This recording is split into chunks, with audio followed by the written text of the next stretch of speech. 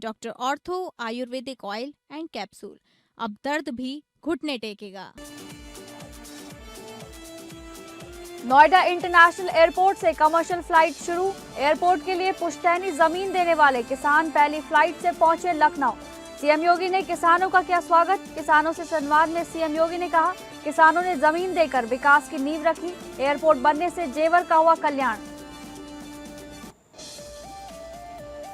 बाराबंकी पहुंचे उप मुख्यमंत्री ब्रजेश पाठक ने साधा सपा कांग्रेस पर निशाना। कहा, जनता सपा कांग्रेस की सच्चाई जान चुकी है। सपा सरकार में गुंडे, माफिया और बदमाश फलते फूलते रहे, लेकिन योगी राज में कानून व्यवस्था मजबूत हुई। यूपी के विकास को मिली उड़ान। यूपी चुनाव से पहले बहराइच में ओवैसी की हुंकार। ओवैसी ने मोदी और योगी सरकार पर बोला हमला। वहीं सपा को बताया बीजेपी और आरएसएस का एजेंट। कहा, बीजेपी को रोकने वाले दल को देंगे समर्थन।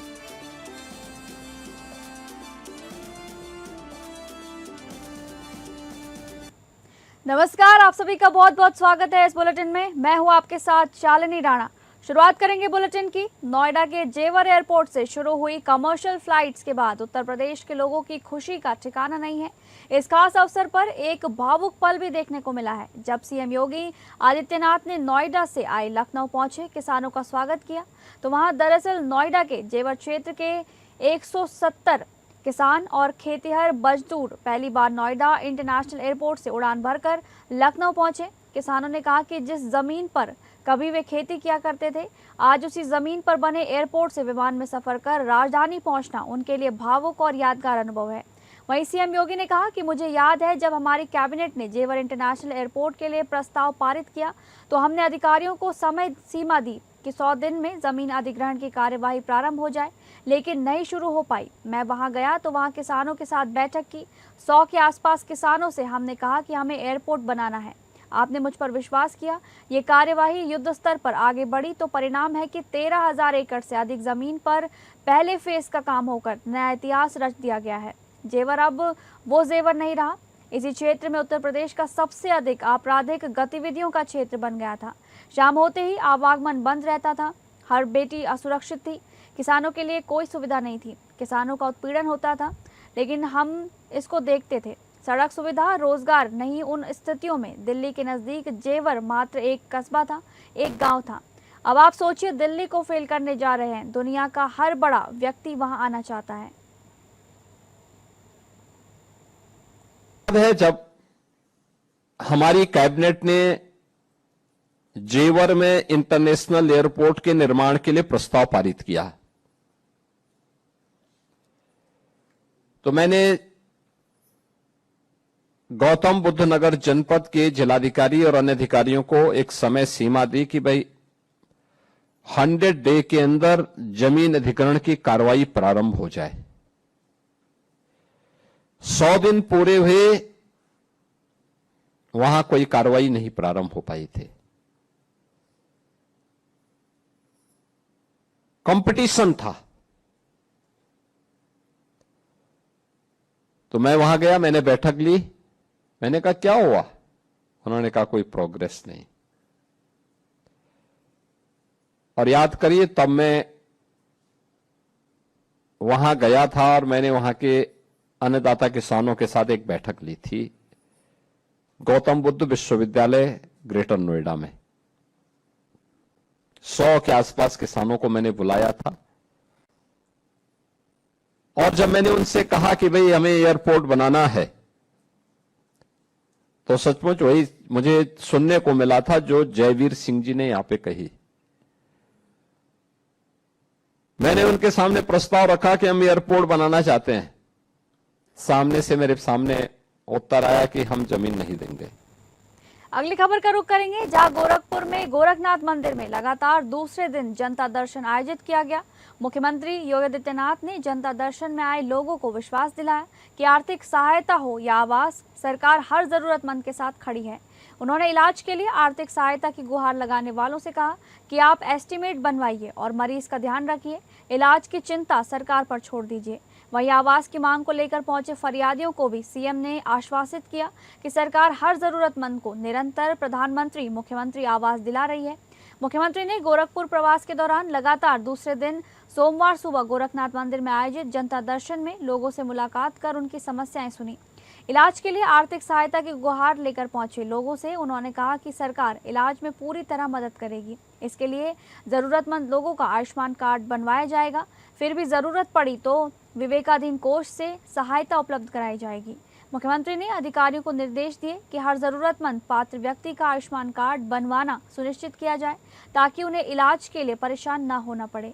गोरखनाथ मंदिर परिसर में महंत दिग्विजयनाथ स्मृति भवन के बाहर आयोजित जनता दर्शन के दौरान सीएम योगी करीब 200 लोगों से मिले, उनके पास जाकर समस्याएं सुनी, उनके प्रार्थना पत्रों का अवलोकन कर समस्या शिकायत का संज्ञान लिया। मुख्यमंत्री ने लोगों को भरोसा दिलाया कि किसी को परेशान होने की जरूरत नहीं है, सरकार हर जरूरतमंद के साथ खड़ी है।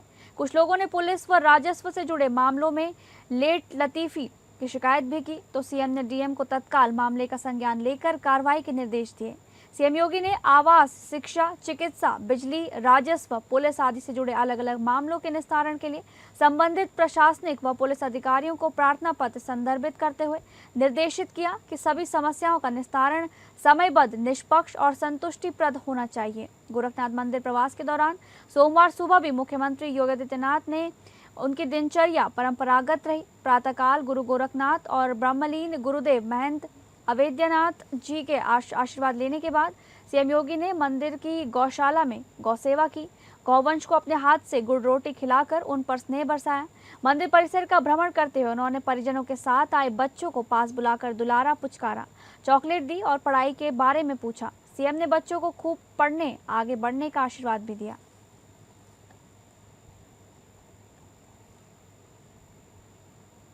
अगली खबर, बाराबंकी में उप मुख्यमंत्री ब्रजेश पाठक ने प्रधानमंत्री नरेंद्र मोदी के नेतृत्व में केंद्र सरकार के 12 वर्ष पूर्ण होने के अवसर पर बाराबंकी के हरख ब्लॉक में भारतीय जनता पार्टी द्वारा आयोजित शिविर का उद्घाटन किया।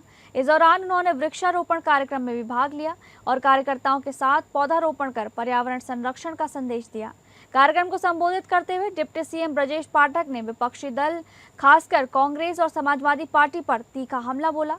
उन्होंने कहा कि काठ की हांडी बार बार नहीं चढ़ती। कांग्रेस और समाजवादी पार्टी ने वर्षों तक जनता को गुमराह कर उनका विश्वास हासिल किया, लेकिन अब काठ की हांडी पूरी तरह जलकर खाक हो चुकी है, ऐसा मंत्री ने कहा। जनता इन दलों की कार्यशैली और करतूतों को भली भांति समझ चुकी है। उन्होंने आरोप लगाया कि जब जब समाजवादी पार्टी की सरकार उत्तर प्रदेश में रही तब तब प्रदेश में गुंडे, माफिया और बदमाश फलते फूलते रहे तथा उन्हें राजनीतिक संरक्षण प्राप्त था। उन्होंने कहा कि प्रधानमंत्री नरेंद्र मोदी के मार्गदर्शन और मुख्यमंत्री योगी आदित्यनाथ के नेतृत्व में प्रदेश सरकार ने कानून व्यवस्था को मजबूत किया है। आज गुंडे, माफिया और बदमाश या तो सब समाप्त हो चुके हैं या फिर प्रदेश छोड़कर पलायन कर चुके हैं। ब्रजेश पाठक ने कहा कि योगी सरकार गरीब कल्याण योजनाओं के माध्यम से जन जन का विश्वास जीत चुकी है। प्रदेश आज अमन, चैन और विकास के रास्ते पर तेजी से आगे बढ़ रहा है। उन्होंने कहा कि उत्तर प्रदेश जीएसटी कलेक्शन के मामले में देश में दूसरे स्थान पर है, आज जल्द ही पहला स्थान हासिल कर लेगा। प्रदेश में वर्ल्ड क्लास इंफ्रास्ट्रक्चर तैयार किया जा रहा है तथा प्रधानमंत्री नरेंद्र मोदी लगातार इस दिशा में कार्य कर रहे हैं ताकि समाज के अंतिम व्यक्ति तक विकास और योजनाओं का लाभ पहुंच सके।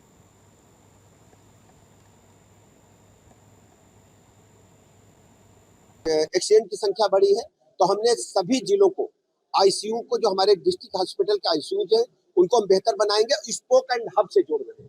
जैसे पीजीआई और 7 मेडिकल कॉलेज पुराने हैं, जैसे हमारा लखनऊ का केजीएमसी है, कानपुर का हमारा गणेशशंकर विद्यार्थी मेडिकल कॉलेज है, मेरठ का, आगरा का, जो बड़े मेडिकल कॉलेज 7 पुराने हैं, गोरखपुर का भी उसमें शामिल है। ऐसे सभी 7 medical college, PGI, KGMC, Lohia को हम ऑनलाइन जोड़ेंगे। जो जिले के हमारे आईसीयू है उस योजना पर हम काम कर रहे हैं।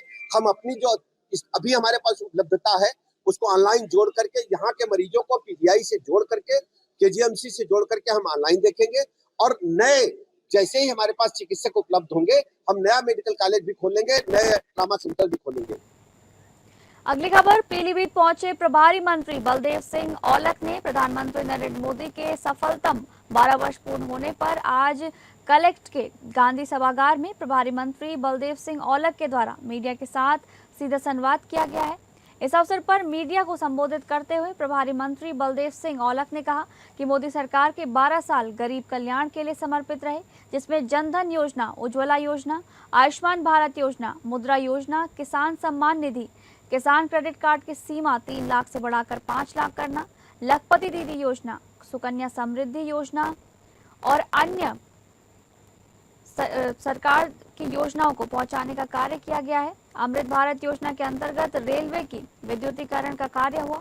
पिछले 12 वर्ष में हवाई अड्डों की संख्या दोगुनी हुई। इस दौर में प्रधानमंत्री नरेंद्र मोदी को 32 अंतर्राष्ट्रीय पुरस्कार मिले, जो इस बार का जीवंत उदाहरण है कि विगत 12 वर्षों में भारत विश्व पटल पर नित नए कीर्तिमान स्थापित कर रहा है।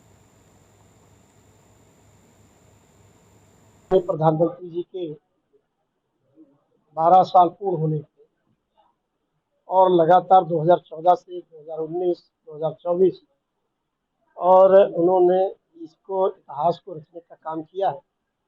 माननीय प्रधानमंत्री जी के द्वारा बहुत सारी योजनाएं और इस देश को एक बहुत कीर्तिमान आगे बढ़ाने का काम, चाहे सुरक्षा हो, चाहे रोजगार हो, चाहे इंडस्ट्रीज हो, चाहे सारे जो गरीब की रेखा से आगे बढ़ाने का काम हो, ये सारे जो चीजें हैं माननीय प्रधानमंत्री जी ने इन 12 साल में पूरी ताकत के साथ, मेहनत के साथ इस देश की तरक्की के लिए काम किए हैं।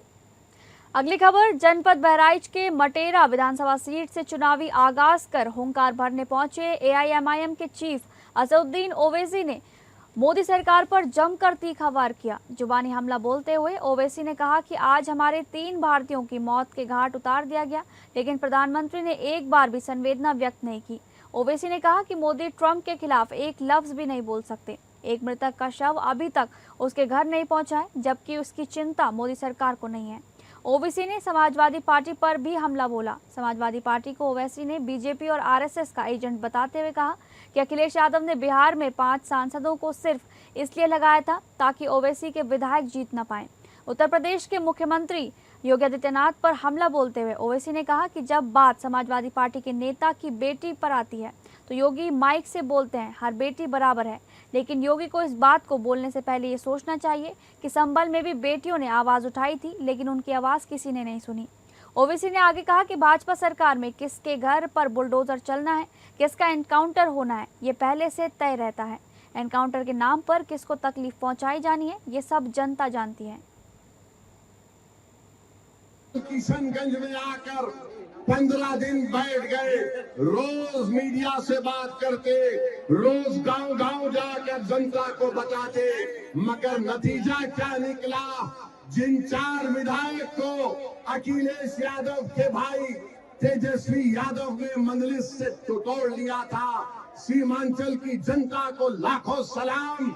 उन्होंने अखिलेश यादव की इस नापाक मंसूबे को नाकाम कर दिया और मंजलिस के 5 विधायक को दोबारा कामयाब कर दिया। खबरों के सिलसिले में आगे बढ़ेंगे। अंतर्राष्ट्रीय योग दिवस के उपलक्ष्य में हमीरपुर में योग सप्ताह की शुरुआत एक पृथ्वी एक स्वास्थ्य थीम के साथ की गई है। कार्यक्रम का शुभारंभ सदर विधायक मनोज प्रजापति एवं नगर पालिका अध्यक्ष कुलदीप निषाद ने किया। उन्होंने लोगों से योग को अपनी दिनचर्या का हिस्सा बनाने की अपील भी की। योग प्रशिक्षकों ने उपस्थित लोगों को विभिन्न योगासन एवं प्राणायाम का अभ्यास कराया और योग के महत्व की जानकारी दी। कार्यक्रम में विभिन्न विभागों के अधिकारी, कर्मचारी, छात्र छात्राओं एवं नागरिकों ने बढ़ चढ़कर हिस्सा लिया। 21 जून को हमारा अंतर्राष्ट्रीय योग दिवस होता है, जो कि 12वां अंतर्राष्ट्रीय योग दिवस होगा। भारत सरकार ने हमारे इस कार्यक्रम को पूरी दुनिया के 177 देशों तक ले जाने का कार्य किया है और योग का जो ख्याति है, योग से जो लाभ है, योग से जो लोगों का जीवन शैली सुधरने का काम है, ये पूरी दुनिया में फैला है। सभी लोगों को योग। अगली खबर का रुख करेंगे, जहां कानपुर जूही थाना पुलिस ने रविवार देर रात स्वदेशी मिल कंपाउंड क्षेत्र में गौकशी करने वाले एक गिरोह का पर्दाफाश करते हुए 4 आरोपियों को गिरफ्तार किया है। पुलिस मुठभेड़ के दौरान 2 सगे भाइयों के पैर में गोली लगी, जिन्हें उपचार के लिए अस्पताल में भर्ती कराया गया है। पुलिस के अनुसार क्राइम ब्रांच और जूही थाना पुलिस को प्रतिबंधित पशुओं की तस्करी और गौकशी से जुड़े गिरोह की गतिविधियों की सूचना मिल रही थी। इसी आधार पर स्वदेशी बिल कंपाउंड क्षेत्र में घेराबंदी की गई। पुलिस टीम के पहुंचने पर चारों आरोपी भागने लगे। मौके से पुलिस ने मोहम्मद अमीर और श्यामजी तिवारी को गिरफ्तार कर लिया है। पुलिस का दावा है कि फरार हुए चांद आलम और रेहान उर्फ सद्दाम का पीछा करने पर दोनों ने पुलिस पर फायरिंग कर दी। आत्मरक्षा में पुलिस द्वारा की गई जवाबी कार्रवाई में दोनों के दाहिने पैर में गोली लग गई। घायल आरोपियों को उपचार के लिए उर्सला अस्पताल भेजा गया है, जहां उनका इलाज चल रहा है। पुलिस जांच में यह भी सामने आया कि गिरफ्तार आरोपी श्यामजी तिवारी भगवा रंग के कपड़े पहनकर प्रतिबंधित पशुओं को अपने द्वारा संचालित डेयरी तक ले जाता था, जहां से दूध का कारोबार किया जाता था। इस पहलू को लेकर भी पुलिस गहन जांच कर रही है। मौके से पुलिस ने एक गौवंश, एक तमंचा, कारतूस, चापड़, चाकू और रस्सियां बरामद की हैं।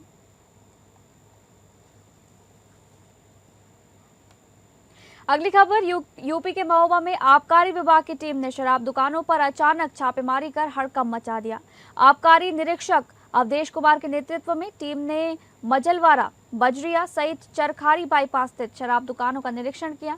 इस दौरान आबकारी टीम ने दुकानों में उपलब्ध शराब के स्टॉक का भौतिक सत्यापन कर अभिलेखों से उसका मिलान किया। साथ ही क्रय विक्रय रजिस्टर का भी गहनता से जांच की गई।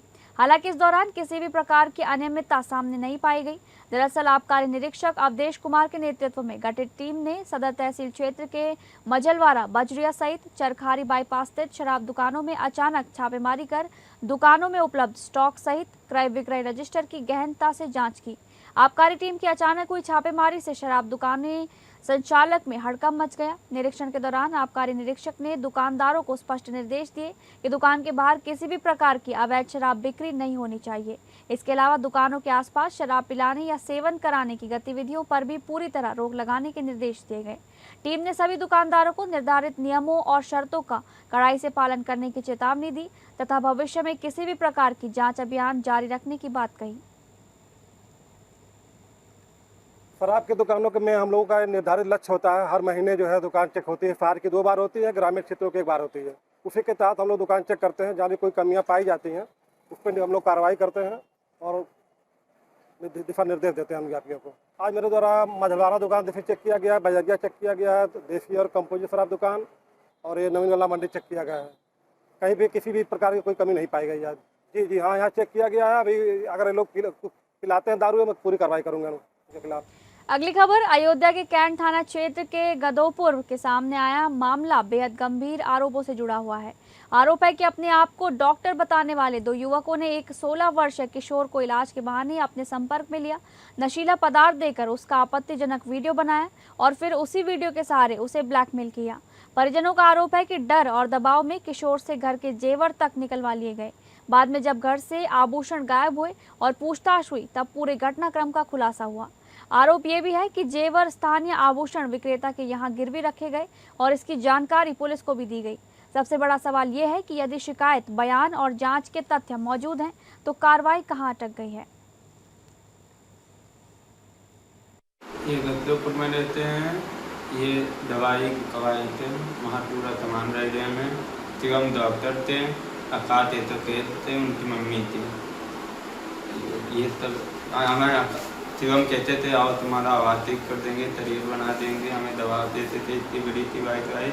उसके बाद ये वीडियो मेरा बना लिए थे। कैसा वीडियो बनाए थे? वीडियो नंगी करके बनाए थे। उसके बाद ये कहते थे सामान लेके आओ नहीं तो आदत कर देंगे। मैं उनकी मम्मी भी कहती थी, आकाश कहते थे सामान ले आओ, मैं पूरा सामान दिवा दूँगा, एक सामान दिवा दूँगा। उनकी मम्मी कहती थी ले आओ नहीं तो मैं वीडियो वायरल करवा दूँगी। अगली खबर लखनऊ के नगराम के देवती गांव में सोमवार सुबह पटाखा गोदाम में विस्फोट होने से हड़कंप मच गया। घटना के बाद आसपास के गांव के लोगों की भीड़ जमा हो गई और सूचना पुलिस को दी गई। नगराम पुलिस ने मौके पर पहुंचकर छानबीन की। प्रारंभिक जानकारी के मुताबिक विस्फोट में एक महिला घायल बताई जा रही है। गोदाम और उसके संचालक के संबंध में अन्य जानकारी अभी जुटाई जा रही है। स्थानीय लोगों की सूचना पर पहुंची पुलिस छानबीन में जुटी हुई है। पुलिस ने लाइसेंस के बारे में जानकारी जुटाई है और कार्रवाई के लिए उन्हें भेजा गया है। विस्फोट में झुलसी महिला को इलाज के लिए प्राथमिक स्वास्थ्य केंद्र में भर्ती कराया गया है। पोटेशियम नाइट्रेट का प्रयोग ज्यादा होने के कारण ये धमाका हुआ है। आज दोपहर ग्राम देवती थाना नगराम में एक लाइसेंसी की पटाखा फैक्ट्री में विस्फोट की सूचना प्राप्त हुई थी। सूचना पे तत्काल मौके पे स्थानीय पुलिस और फायर सर्विस तुरंत पहुंची। यहाँ पे जो आग थी उस पर काबू पाया गया। यहाँ 2 लोग घायल थे, उनको तत्काल हॉस्पिटल भेजा गया है, जिसमें एक लड़की की स्थिति गंभीर बताई गई है। इनका इलाज चल रहा है। विस्फोट के कारणों की जांच की जा रही है।